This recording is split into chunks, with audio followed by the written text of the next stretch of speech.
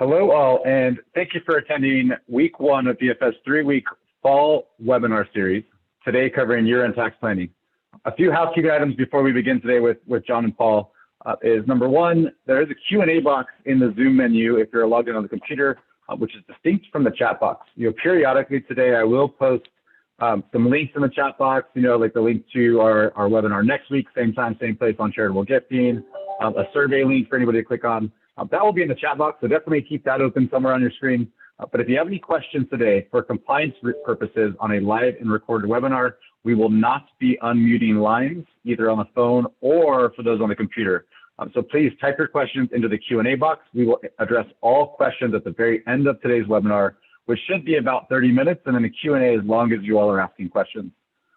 With that, this series is a result of numerous surveys where we see a ton of topics coming up that people are asking for. So at the very end of today's webinar, please do fill out our 1 to 2 minute post-webinar survey to provide feedback, which includes letting us know any future topics that you might like to see as well. With that, let me pass it over to our panelists for introductions. Paul. Thank you so much, Chad. Today, we're going to be talking about some strategies for tax planning that you can use before year end to try and help keep more money in your pocket. Simply put, our goal today is to help you guys avoid paying more taxes than you need to. For those of you that don't know me, my name is Paul Horn. I'm a senior financial planner with Benefit Financial Services Group. We're very lucky today to have John Hsas presenting with us as well.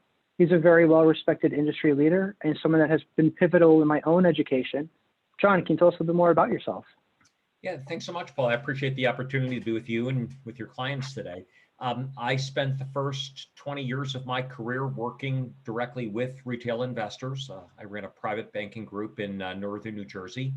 I spent another 15 years running the Advanced Wealth Planning Group at Nuveen Investments out of Chicago, and I currently serve as the head of advisor education at PIMCO. I'm also an instructor for executive ed programs at both University of Chicago and at Yale University as well. And in fact, that's where you and I had the chance to spend some time together. Absolutely. Perfect. Chad, can you kick us off with our first poll? I can. So for all of you in the audience, we will have a couple interactive polls, at least for those of you that are logged in on the computer today. So our first poll is just about when to start tax planning. So in your opinion, when should you begin to do tax planning for 2021? Let me launch polling right now. I'll give it about 20 seconds, and then I will close polling, and I'll share results so everybody can see them live as well.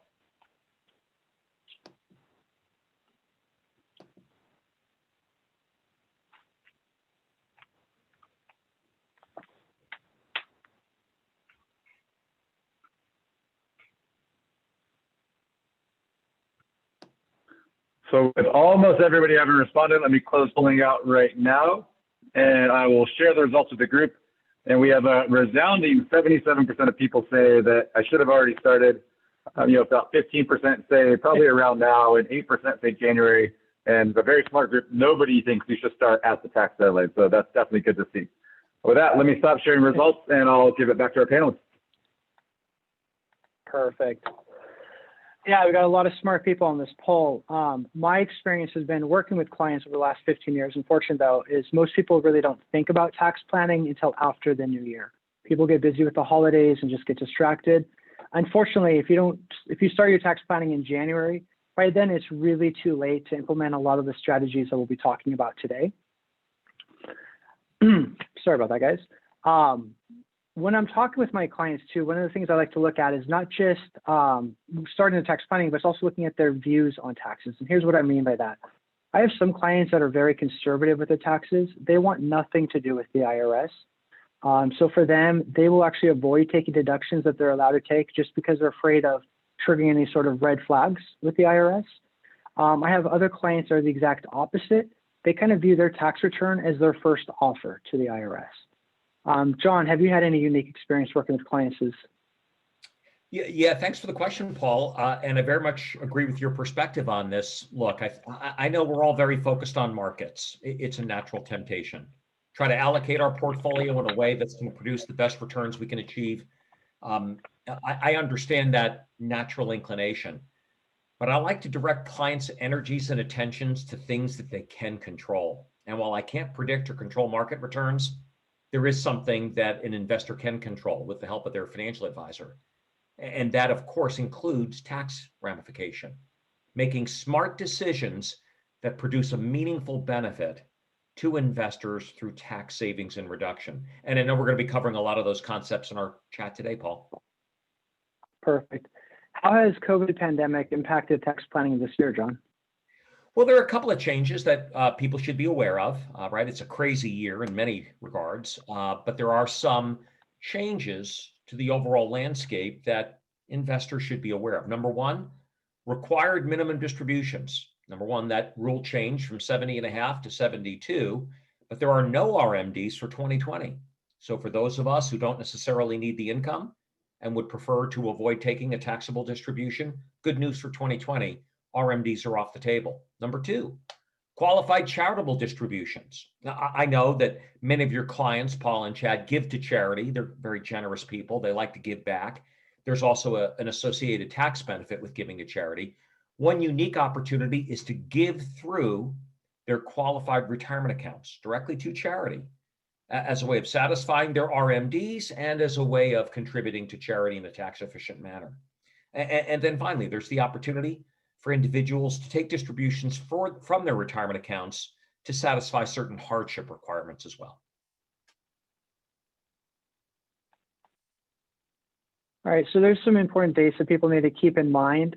The current date that we're going through right now is going to be for Medicare enrollment. Open enrollment period started October 15th and it goes through December 17th. This is going to apply to anyone that currently has Medicare. So these are going to be individuals that are 65 or older. If they want to make any changes to their existing plan. Maybe you have an HMO and you want to switch to a PPO, or maybe you're not happy with the network that you have and so you'd like to look at changing networks. This is the time of year for you to go ahead and make those sort of changes. Even if you're happy with your current coverage, it's good just to review, just make sure you're getting the best bang for your buck. Great recommendations, Paul. And I love those that you have at the bottom of the list as well. Let's not skip over those. Let's make sure that our friends on the line are aware of the idea that they can take advantage of the QCD that we referenced, that they have the opportunity, if it's appropriate for them to do so, with the guidance and the input of their planners and advisors, to consider a Roth conversion. We're also going to be talking a little bit later about maxing out their employer benefit plans, including not only their 401k opportunities, but the opportunity to contribute to an HSA. And then finally, we've identified this idea of a personal gift. For those who are looking to transfer wealth to loved ones, there's the opportunity to make annual gifts of up to $15,000 per person, per recipient each year with no tax implications. Perfect.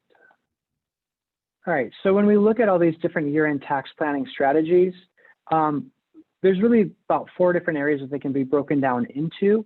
And I don't want you guys to get too stressed looking at this page or feel like you need to take a picture right now.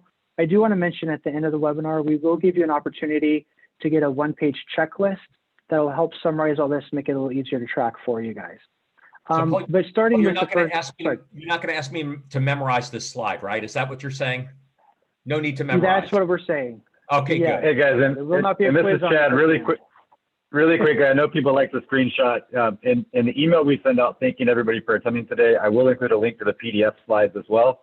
So you'll have an opportunity to download all these slides. There's a replay if you want to revisit this presentation. So no need to screenshot along the way. You'll have a link to these slides by tomorrow morning at this time. Perfect. All right, so looking first at investment portfolio strategies, we'll be talking about different things like recognizing capital gains or losses, making sure you avoid wash sale rules, and the best ways to rebalance portfolios. For retirement plannings, we'll be covering a lot of different topics here, whether it'll be health savings accounts, the best way to fund your retirement accounts, things to consider if you're looking at a Roth conversion, and even talk about distributions in retirement. And then for income taxes, we'll be looking at managing income tax brackets, evaluating state income taxes, because everybody talks about federal taxes, but you got to keep in mind you have state taxes as well, unless you're lucky enough to live in one of those states that doesn't. And then we'll be highlighting some charitable gifting and planning. This topic we're going to be a little light on today, you guys, just because we're going to be spending all of next week talking about this specific topic. Okay, so let's go ahead and move on to investment portfolio strategies. And I think it's really important to note, you guys, when we're, as individuals, when we're paying taxes, there's really two separate taxes that we pay. The first one is our ordinary income taxes. This is what we're all familiar with the taxes that we pay on our paychecks.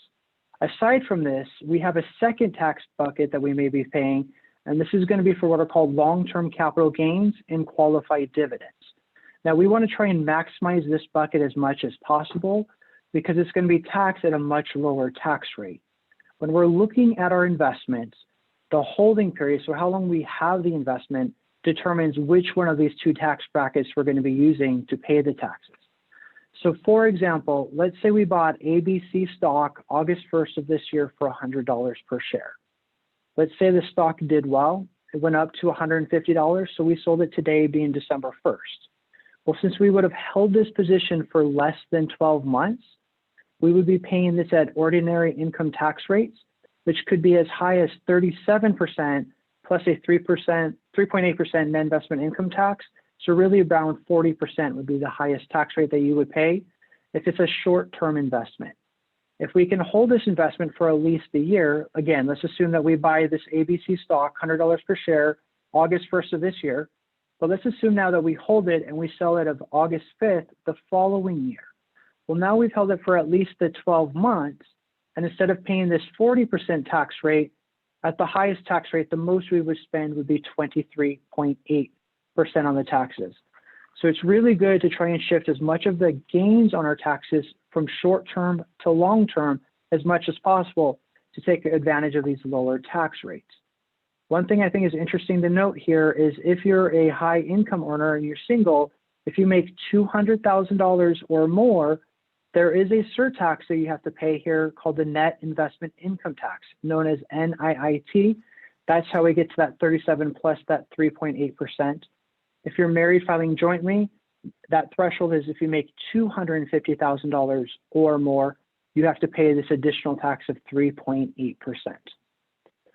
And this is really important for planning strategies. We have one client earlier this year that had started his own investment account at Schwab, doing derivative stuff, so things like options. Just started out, did very well for himself. He took that $100,000, turned that into $600,000. Did a fantastic job. So he had $500,000 in gains. I mean, who doesn't want $500,000 return, from their investments? However, when he came to us for financial planning, he was very sad to learn that literally half that money was going to taxes. He's a high income earner, so he's at this max tax rate of 37%. Plus here in California, you have about another 10% in taxes for him. So he's literally paying 50% in taxes on that $500,000 gain. So another way of saying that is he's losing $250,000 just to taxes this year. So doing proper planning is really important when it comes to your investments.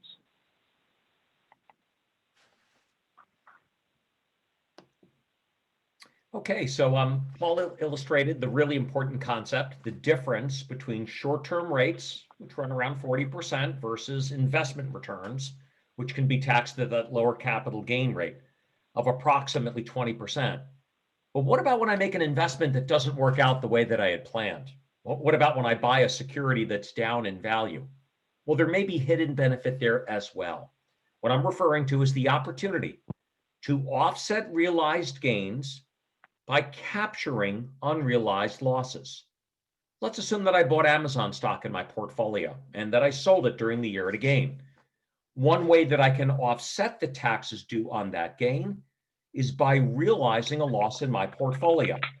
I net out my short-term activities, I net out my long-term activities, and I take the resulting amount that ultimately lowers my total tax burden. Now, I can use these losses against gains, as I had mentioned, and I'm even able to use losses in excess of gains against my ordinary income, claiming a deduction or a lowering of my income of up to $3,000 in a single calendar year. Anything that goes above or beyond that amount gets carried forward indefinitely for future tax years. So there may be hidden benefit in the unrealized losses that you have in your portfolios.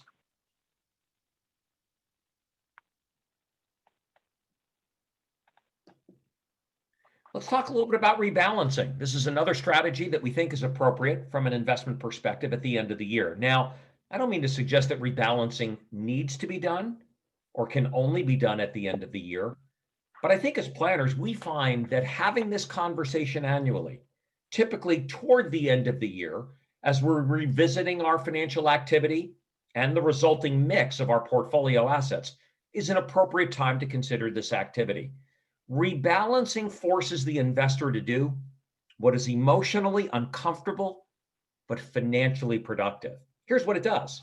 If we look at our portfolio and the intended allocation across different securities, over time, given the various performances, some assets will have gone up in value, others may have gone down.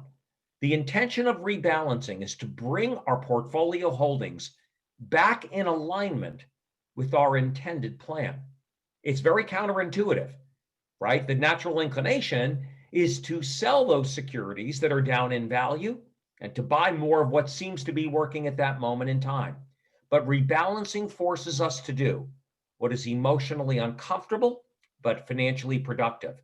And it's been proven that regular portfolio rebalancing not only adds to our returns and lowers our portfolio risk, but maybe most importantly, a disciplined approach to portfolio rebalancing can help us control the emotions that generally accompany volatile financial markets. Yeah, I think you're so right there, John. The big thing here with the rebalancing, and I know for us and our clients, it's something we're actively doing for them right now, but just having a disciplined approach to your rebalancing, it's just going to help remove the chance of making an emotional decision.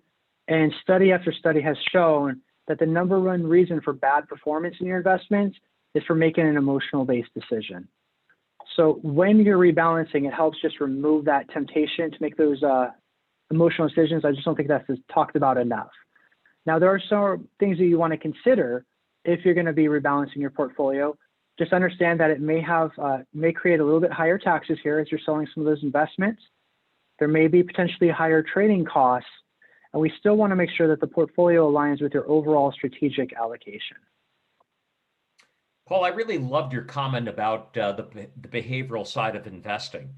I know that as investors, cost is part of the equation. We look at the various costs of different investments that we might consider. But I have often found that the greatest cost to many investors is not the modest fee that I pay my planner or my advisor. It's not the modest cost I pay to transact a particular security event.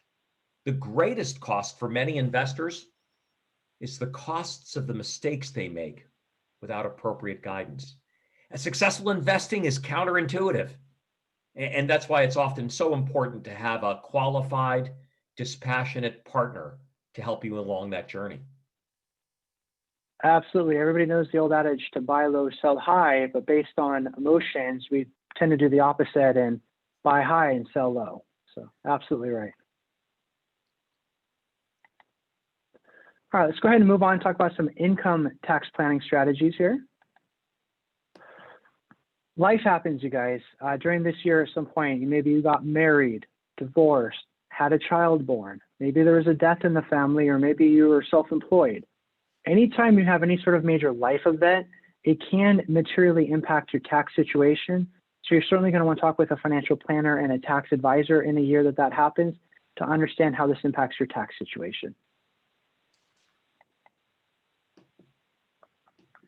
And so let's talk a little bit now about a planning opportunity that may pertain to some of you if you happen to be running your own firm, if you happen to be self-employed potentially, or running an S corporation, or some sort of LLC, for example.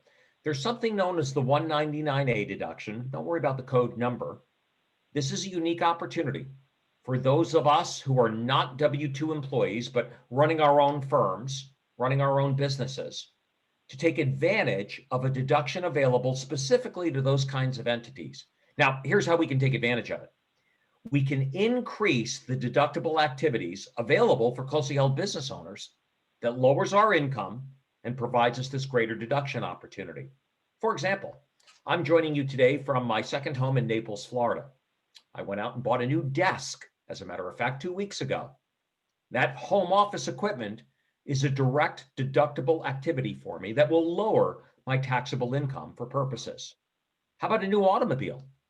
Under prior tax regimes, we would use the purchase of a large vehicle and have to depreciate it over many years. There's a change in the tax code that says that if I use that automobile for business purposes, and if it weighs more than 6,000 pounds, I'm able to claim a 100% deduction for the business purpose of that vehicle in the year that it's purchased. How about retirement account contributions? For those of you who are self-employed or running your own firms, you have the opportunity to contribute to retirement accounts, not just the traditional IRAs or 401ks, but other retirement plans that our friends can help you with that allow you or afford you the opportunity to put even more money aside. And then finally, charitable contributions. We know that those are still deductible activities under the current tax code, providing us with an opportunity to lower our income and to save money in taxes along the way.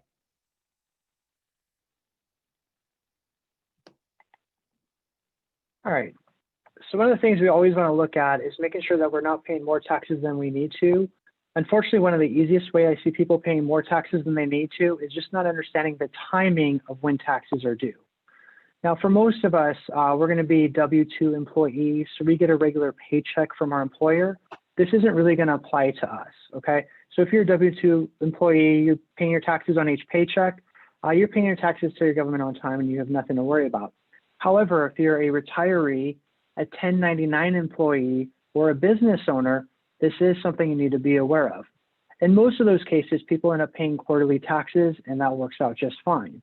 If you're not paying quarterly taxes, though, and you are one of those three individuals, retiree, 1099, or business owner, you are going to need to make the lesser of 100% of your prior year tax payments or 90% of your current tax year estimated tax payment by January 15th of 2020.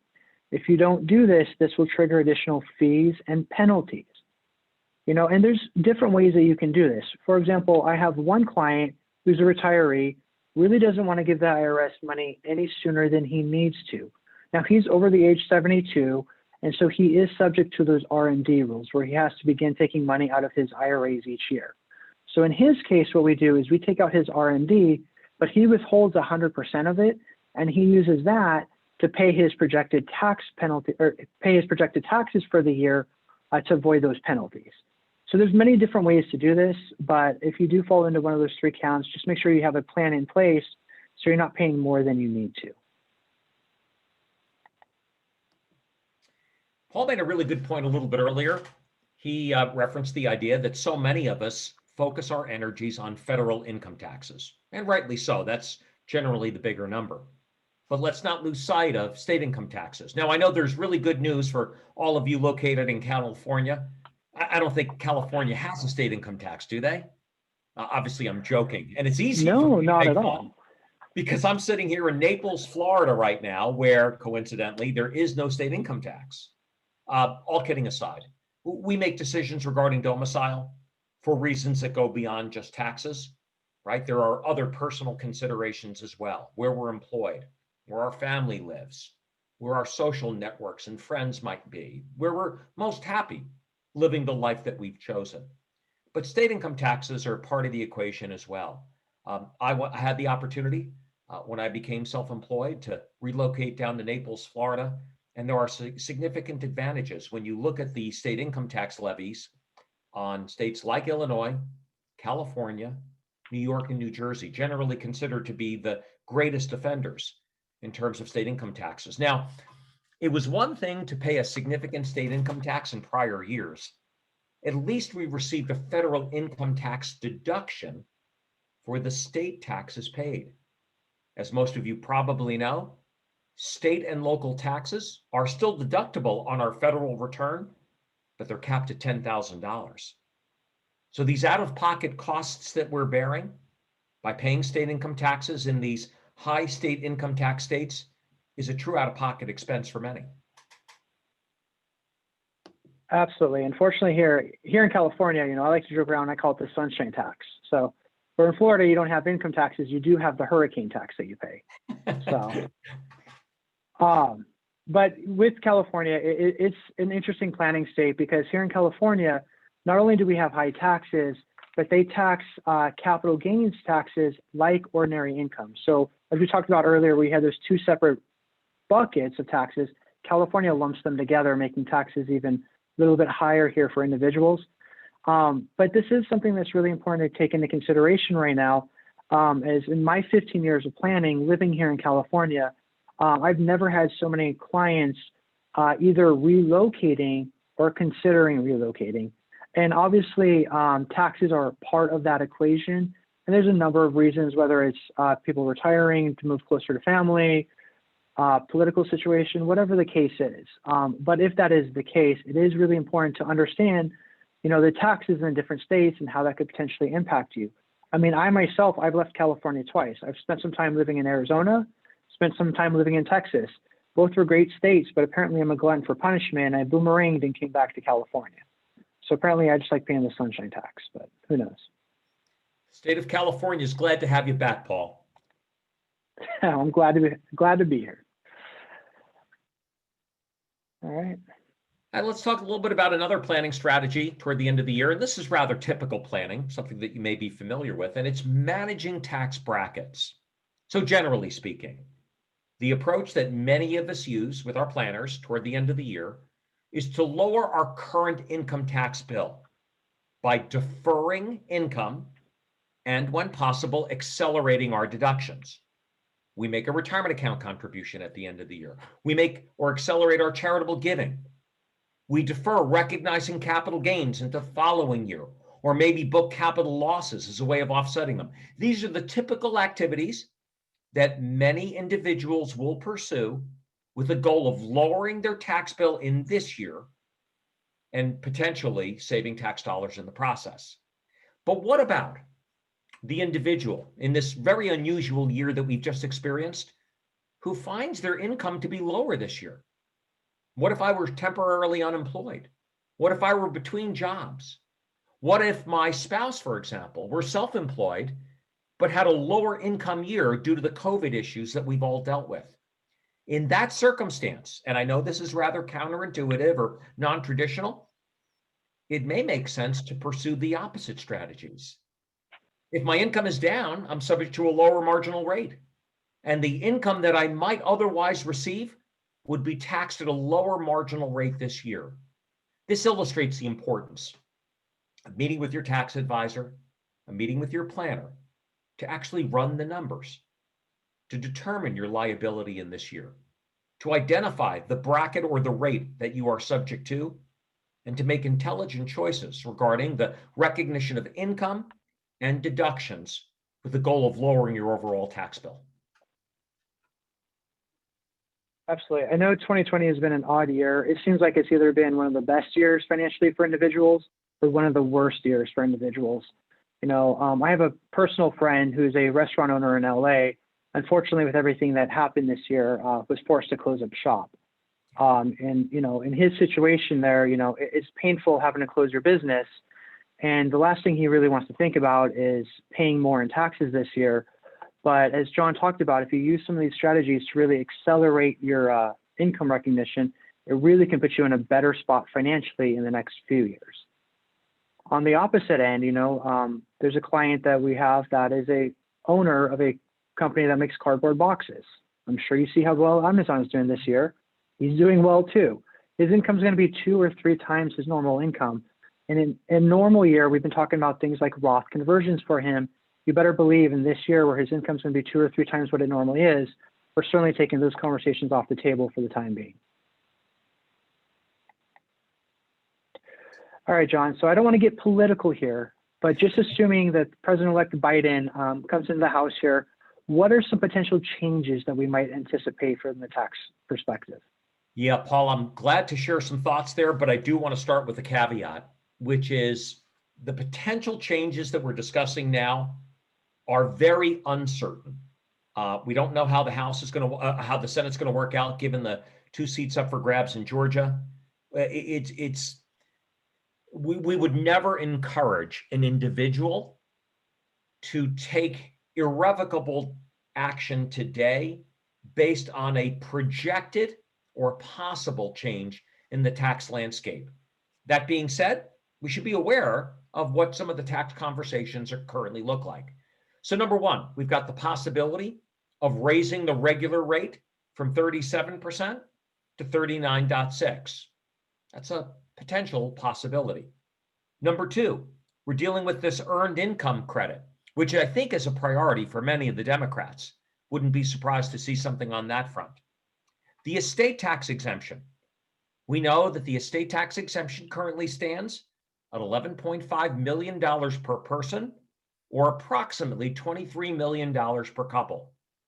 That is very much subject to revision. In fact, if nothing happens between now and the end of 2025, starting January 1 of 2026, that number will be significantly lower, suggesting an opportunity for conversation and potential planning strategies with your advisor.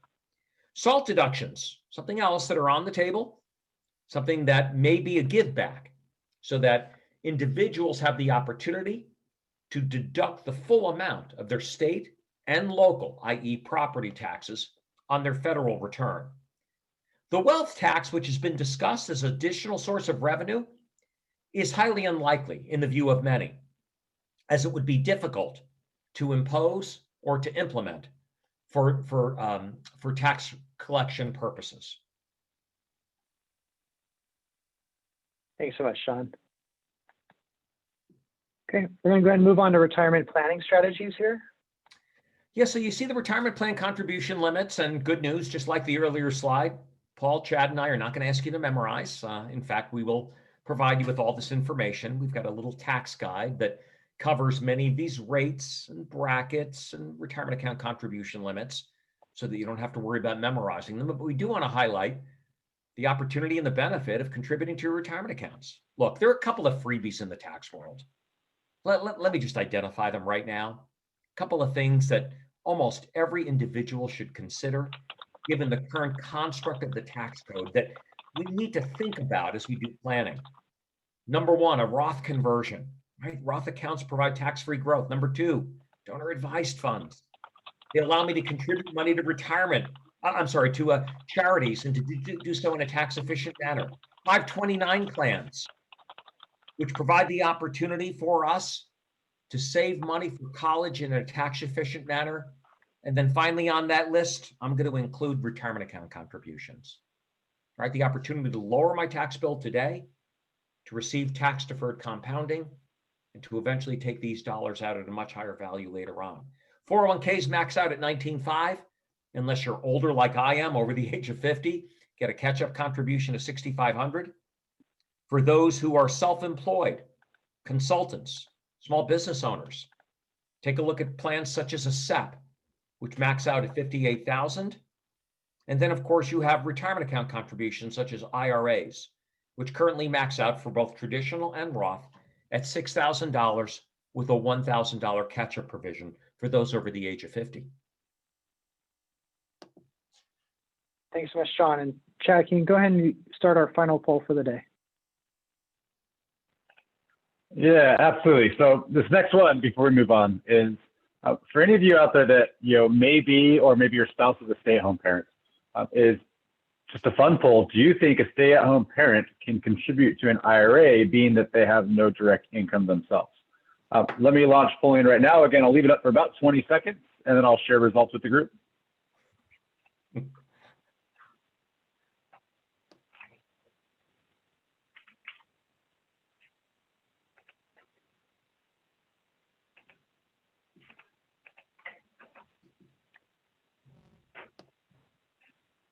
Chad, I'm submitting my response, but please don't call me out if I got it wrong. I'm supposed to be the expert in this equation, okay? So no personal attribution, Yep. please. So with that, let me close polling right now, and I will share results. Again, we got a good group. Nobody picked the second option. Thank you so much for that. We know it's really the hardest job. But with that, we got about 19% to say no because they have no income, and then a 40% and 40% even split between yes because they have earned it with the hard job, and not sure, just show me the results. I love it. Let me stop sharing results, and Paul, I'll give it back to you for the actual answer. All right. Well, we have a smart group here today. You guys are correct. Stay-at-home parent actually can make contributions to a traditional IRA account depending on income limitations for the family. So what we're looking at here, when we're looking at making contributions to a traditional IRA, it's going to be dependent on two factors. Number one is going to be your filing status, and the second is going to be the combined income for the family, okay?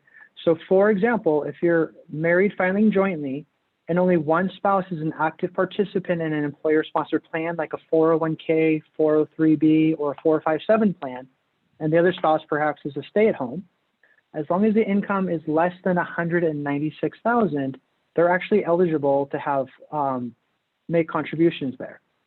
Now, if we have married filing jointly and both taxpayers are active, or if you're single, or if you're married filing separately, take a second here and just take a look to see if you might be eligible for traditional IRA contributions based on your tax filing status and your income. All right, and looking at Roth contributions is very much the same. We just typically have a little bit lower limits here. So again, if you're married filing jointly, single, or married filing separately, just look at the income to see if you would be eligible to make contributions there. Now, when it comes to traditional IRAs and Roth IRAs, a couple of things I want you guys to be aware of. Number one, you have until the tax filing deadline to make contributions for prior year. So for 2020, you have until April 15th of 2021 to make your contributions for tax year 2020. It's actually one of the few strategies that you can use going into the new year.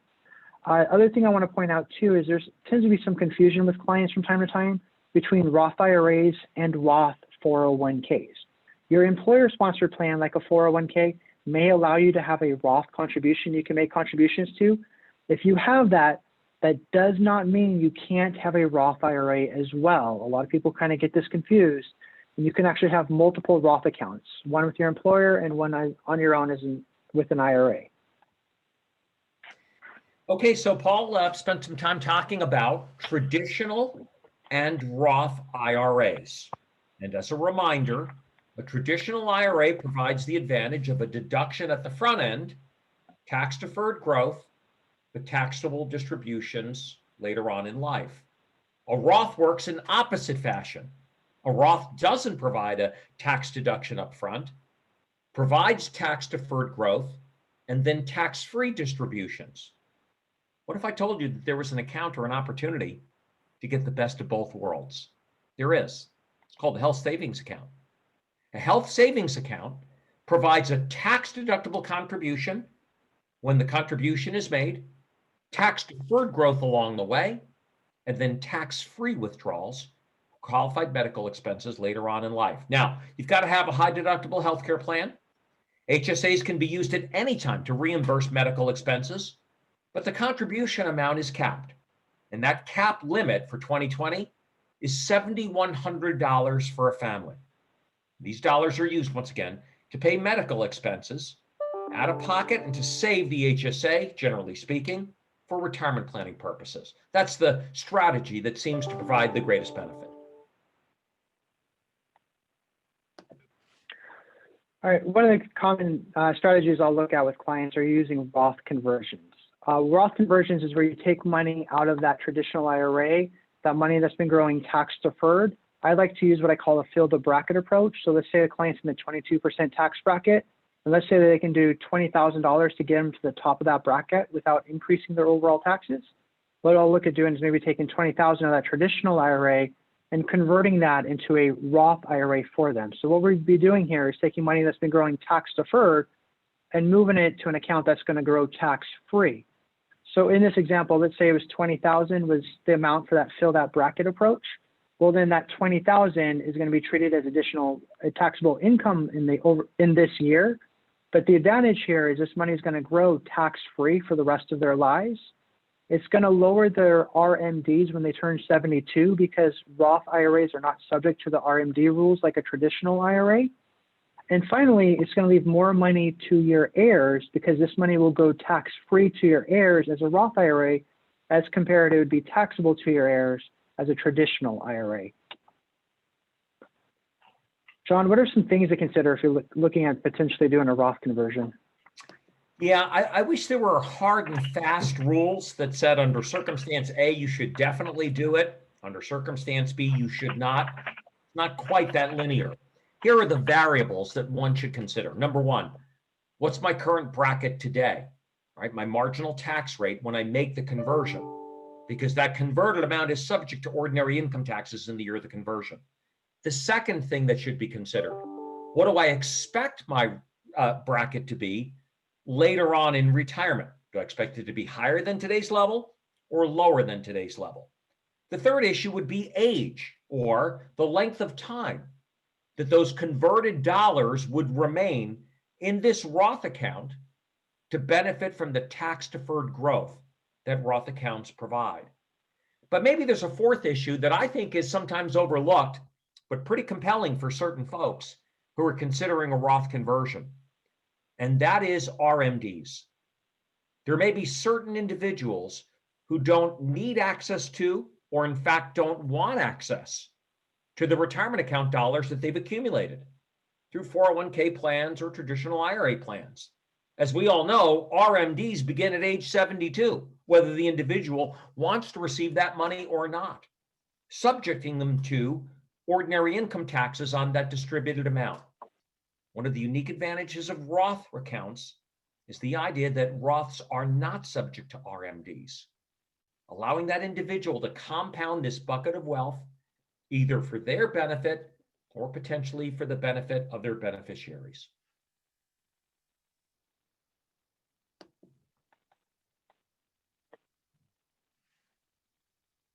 All right, let's talk a little bit about a couple of important ages. And I know that we've got a pretty diverse group of folks on the line with us today. We've highlighted a few of them. We'll certainly allow you to read this on your own.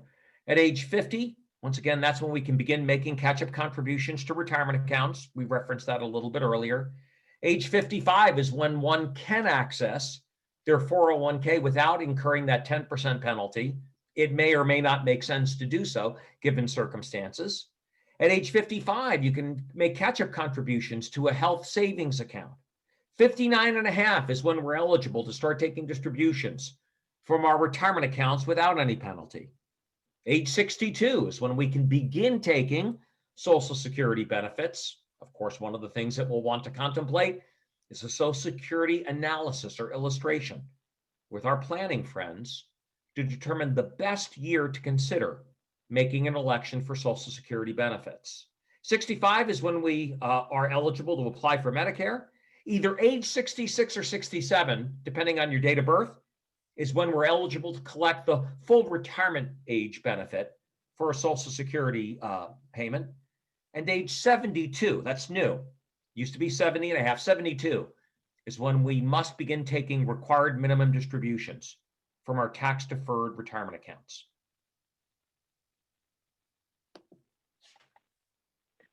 All right, we're going to spend a brief moment here talking about charitable gifting and legacy planning strategies.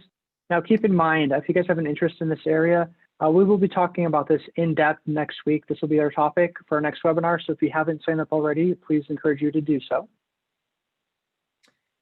John, what are some of the best ways to handle charitable gifting from a tax perspective? Yeah, listen, I get it. We're all generous people. And we give different amounts, different ways to different entities. That's a personal decision. But I know that most of us on this line do support certain charities. And so the conversation we're having now, Paul, is not about giving away more money.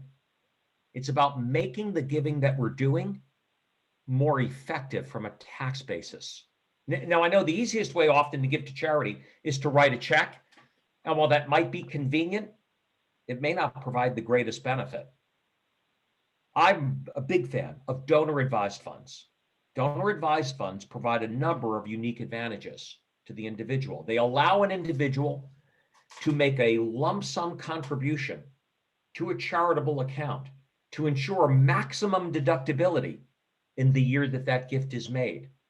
The money inside the account, while it continues to grow before distributed, grows tax-free. And maybe the greatest advantage of a donor-advised fund is it permits me the opportunity to give not cash, but to give appreciated property as a form of giving. And in doing so, It allows me to avoid the capital gain that would otherwise be recognized on the sale of that property. A couple of hopefully intelligent or appropriate considerations as part of your charitable giving strategy. I completely agree with you, John. We actually had one client that is executive, has some stock options, doing quite well this year. It was actually a bigger year with bonuses and things like that than a normal income year for them.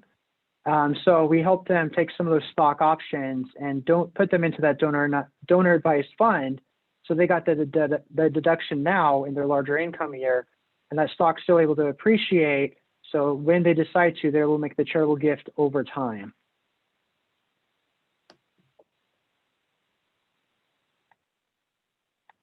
So here's another gift that we want to discuss. This is not a charitable gift, but the gifting of property, a completed gift, to those that we love. Now we know that we can make an annual gift of up to $15,000 per person per recipient in any given year. Essentially, a husband and wife can give their 3 children $30,000 each, or $90,000. And the advantage is as follows. There are no taxes to either the donor or the recipient of those dollars. Number 2, it removes those assets from my taxable estate. So if I'm dealing with a potential estate issue, this is a very convenient and simplistic way for me to transfer wealth to that next generation outside of the estate tax regime. But in addition, it's not just the $30,000 that is removed from my taxable estate, it's also the growth of those dollars. And maybe there's a personal advantage in giving this way. I can leave money to those that I love at the time of my demise, and that can be effective, but I don't get to see the enjoyment. I don't get to see the utility of these dollars and the benefits that it provides those individuals unless I give during my lifetime. So giving on an annual basis can provide a number of personal as well as financial advantages. I completely agree, John. And when I'm working with clients, one of the things I hear come up from time to time too is, maybe they're in their 70s and their kids are in their 40s or 50s, still supporting their own kids, supporting the grandkids. And so they think that, there can be tremendous value gifting the money now where your kids probably need that money the most because they're still supporting their kids, paying for college tuition, things like that. Whereas if the money is gifted upon their death, by that time they may be retired, or there may be less of a financial need as they would have receiving the gift now. So something else to consider as well. And I love the last box that you have on that slide, Paul. If I'm going to make an annual gift, if that's part of the strategy that makes sense to me, one way that I can do that is by gifting not just directly to my children or grandchildren, but to use that gift as a way of funding a 529 plan to really leverage the gift and to have it grow tax-free inside a 529 plan for my children or grandchildren's future college expenses. Yeah, and the great thing about the 529 is you can actually front load it, so you can make several years worth of gifting at one time, which is a tremendous value as well. All right, we're going to have some excellent resources for you guys here. For those of you that want to download the slides. All right, so thank you so much, you guys, for attending today's webinar. In just a second, we're going to move to the question portion here. Again, I do want to highlight we have that complimentary year-end planning checklist. If you would like to get that, please reach out to us at financialplanning@bfsg.com. Again, our topic next week will be on charitable gifting strategies. If you have an interest there, and if you have not signed up already, please make sure you do so. And thank you so much. And with that, I'm going to kick it back over to Chad to start the questions. Yeah, thank you so much, John and Paul. Excellent presentation today. So again, in the chat box for everybody, I know that I have a number of questions coming into the Q&A box, but I did post a few links already in the chat box for all of you. If you want to open that up on your second monitor, I have the PDF link to today's slide deck. I promised that I would get that all to you so you can download these slides after the presentation so that you didn't need to screenshot or take pictures. I also put the link to our survey so you can let us know your thoughts as well as any future topics you might like to see. And then for all of you that want even more information on charitable gifting, I know we only had one slide on that topic today. Next week, next Tuesday, 10 a.m. Pacific time, 1 p.m. Eastern Standard Time, we have a full webinar on just that topic. So again, the registration link is in the chat box as well. So with that, let me jump into our questions. Again, I'm going to go through these in the order they are received. So we'll get to the ones on charitable gifting towards the end, and feel free, keep typing in questions as we go through this as more questions pop up. So the first three go back to people that own their own businesses. So the first one, I don't think we've talked about too much today, but can you speak a little bit about your defined benefit plans? We have a small company just run by me and my spouse with only one employee. And how might a defined benefit plan benefit us, or even would it? Paul, would you mind covering that one? Not a problem at all. So being a business owner, you have access to more than just the traditional plans. You can do a 401k or SEP IRA or the most common forms of plans. But aside from that, there's other sorts of plans that can be done, like a cash balance plan, or what are more commonly referred to as defined benefit plans. Think of like a pension, for example. So as an employer for a business, you can set up both like a 401k and a pension as well. Now, if you have one employee at the company, it's really going to be important to know some more information, like how long has the employee been with you, how many hours are they working, things like that. What are your goals? Because when you have, as an employee owner, setting up a defined benefit plan can be a huge benefit, which really is some form of pension. But just keep in mind, you're probably going to have to make contributions for that employee as well. So if this employee is key to the business, it's a great way to help increase retention. But you really need to talk with a professional to understand which one of these types of plans is going to be best for you to set up. Yeah, I mean, to kind of tack on that, myself coming from the institutional side, we have a lot of our even larger clients that are thinking about cash balance plans. I mean, you're looking at it probably at least a 6 to 8% contribution for your employee, where, I mean, you can put, hundreds of thousands of dollars in this plan for yourself if you do that. But you also need to think strategically about how long you want to have it in place. I think the typical guidance is if you're not intending to contribute for at least 5 years, then you shouldn't consider it at all, because that's what the government's going to say is kind of the minimum length of time that it was intended to be in place, to say that it was truly meant for you and your employees, not just a way to stash in cash. So hopefully we answered that question. The next question on the same topic goes back to, but not defined benefit plans anymore. It goes back to the idea of purchasing an auto over 6,000 pounds. Are you talking about curb weight or GVWR?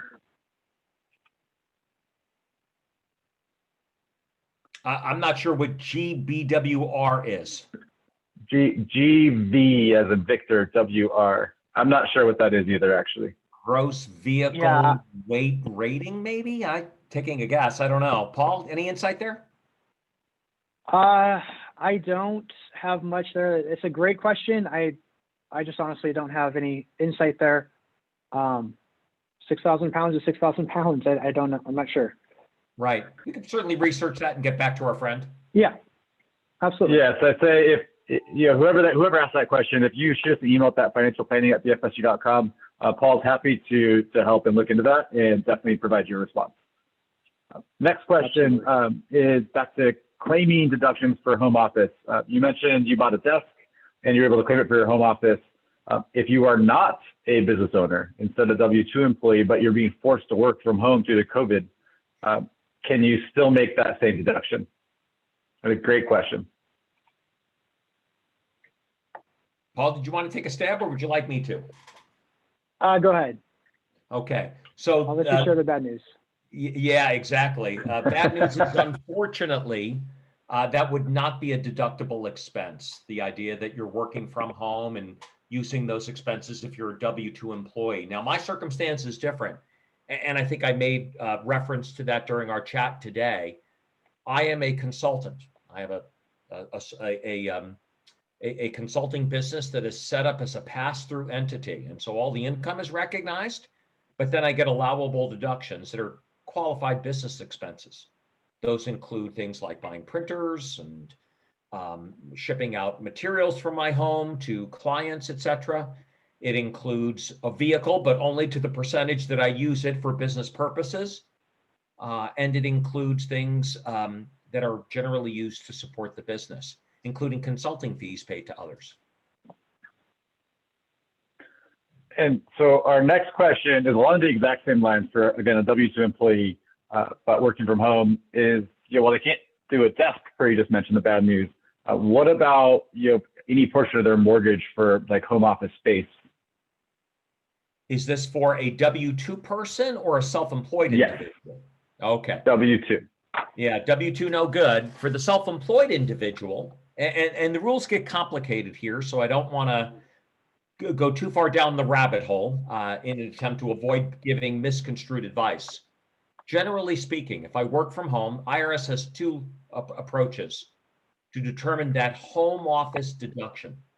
Number one is called the simplified method, where they provide a fixed amount on a per square foot basis. The second is the actual expense calculation, where you take the percentage or the square footage used for the home office relative to the entire size of the home, and then that percentage is applied against all of your allowable deductions for that home, including the mortgage, the cost to repair the roof, and other associated homeowner expenses. But again, so more directly, that applies specifically to self-employed. Unfortunately, not for W-2 employees. Is the big caveat with that discussion. Absolutely. Next question is, would one of you please go over the standard deduction versus giving to charity, et cetera, types of contributions? Yeah, I'll handle this one. Yeah, thanks, Paul. Okay. Yeah, so if you're taking the standard deduction, so first standard versus itemized, right? You're going to take the greater of the two numbers. If you're a married couple, you got $24,000 for your standard deduction, for example, assuming you guys are under age 65.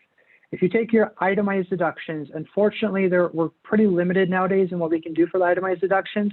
It's really going to be focused mostly around those state and local income tax deductions that John already talked about. So that's capped at $10,000 per year. You can have your mortgage interest that you can deduct.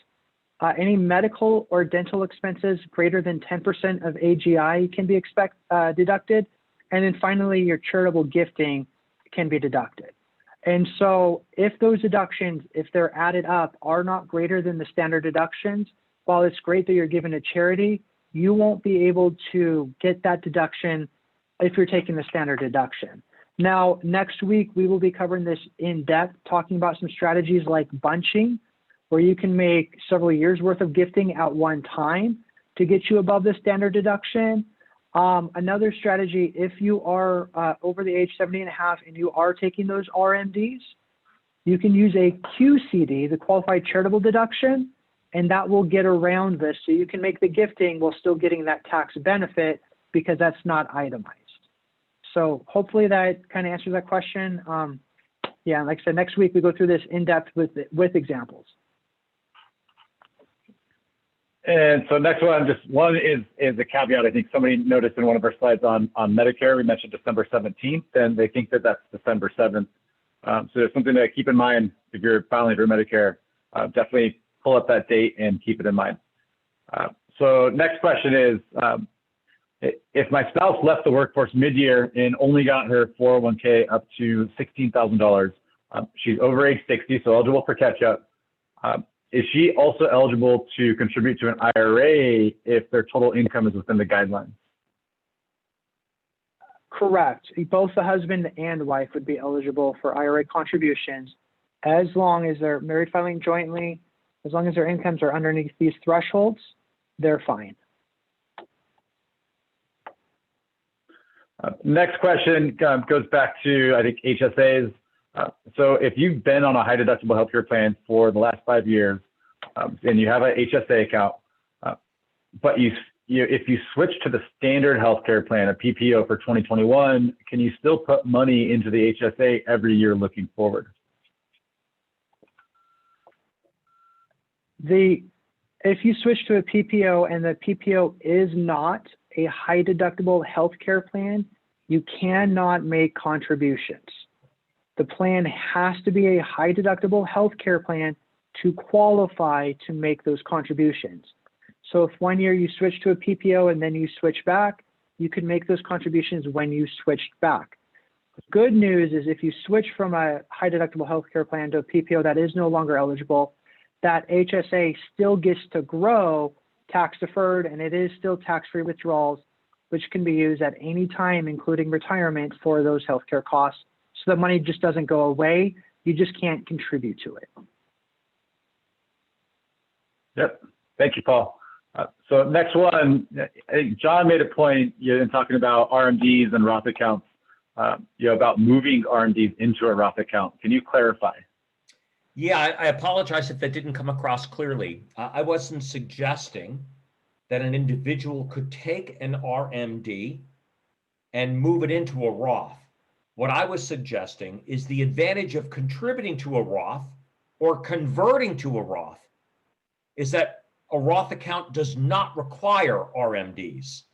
So it was not about taking RMDs from a traditional IRA and moving those dollars into a Roth account. I apologize if that wasn't clear at the time that we covered it.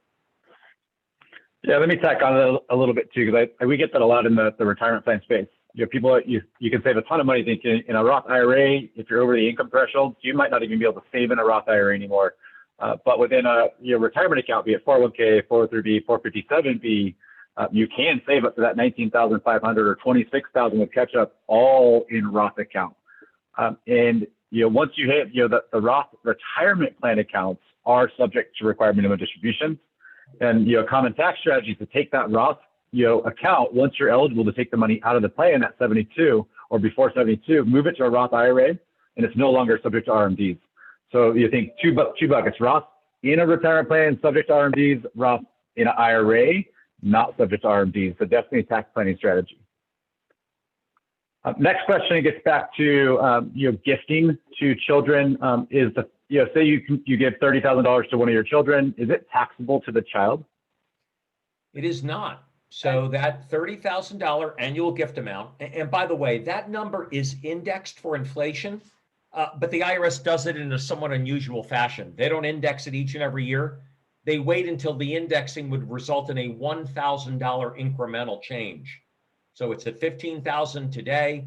After a couple of years, after you add in the inflation indexing, it'll go to $16,000. It's $15,000 per donor per year. And there's no taxable event for the donor. There's no taxable event to the beneficiary. Now, there is one taxable event that does occur during this gifting process. The cost basis of my security, if I'm gifting not cash, but property, the cost basis transfers from the donor to the recipient. So for example, my wife and I bought our college graduate son this year a new car. We could have given him a check for $30,000. What we gave him instead was $30,000 of appreciated stock, low basis. Stock that would have resulted in a significant capital gain to us, but because that basis transferred to the recipient, he was able to sell those shares at a zero capital gain rate and use the resulting dollars for the gift that we had intended.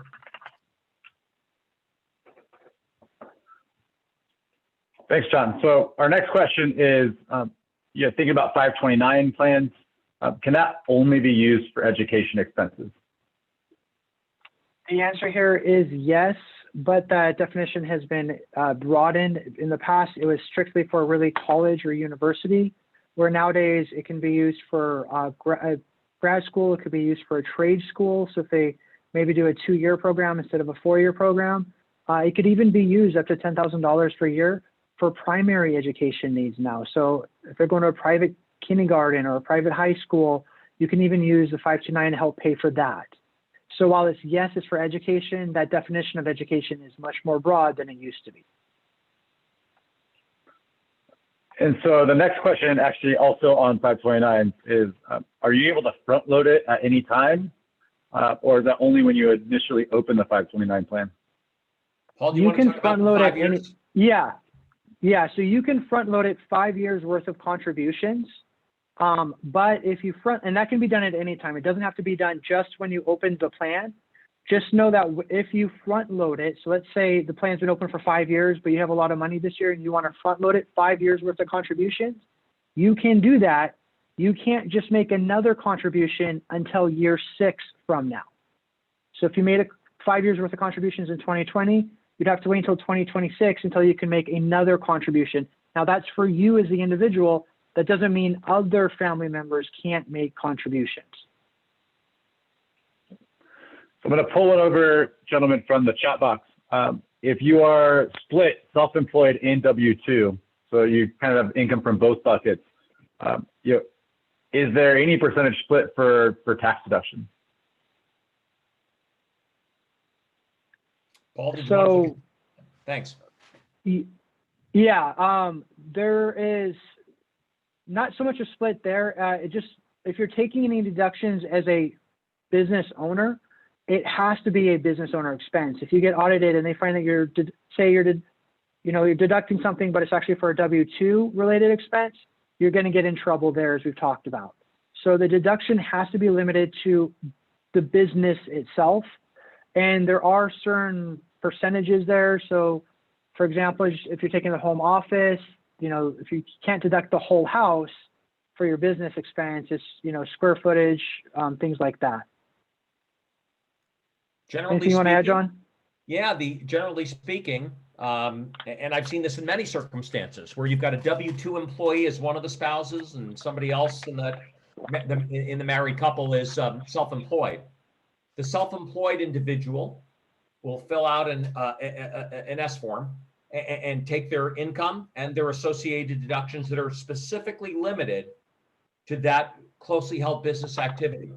That net number flows through to the personal tax return, where the W-2 individual will be claiming their income, their capital gains, and any other associated itemized deductions. So the two wind up merging, but through separate paths. So our next question is it true that HSAs are able to be used for anything once the participant turns age 65? It's got to be medical expenses. Can't use it to buy a car, for example. Yes, I think that the answer there is no. It even over age 65, it has to be some form of medical expenses. And with that, that is our last question today. So again, I want to thank everybody for attending our session today. Special thanks to John for joining us to help facilitate and co-host our presentation today, and Paul for his time putting all this content together. Again, in the chat box for anybody, there is a 1 to 2 minute survey. Please let us know your thoughts in any future topics you might want to hear from us. You will get links as well, if you didn't download them in the chat box, to the PDF slides from an email from BFSG either later today or tomorrow morning, and then one automated email from Zoom as well. Thank you all for your time today. I hope everybody has a great day.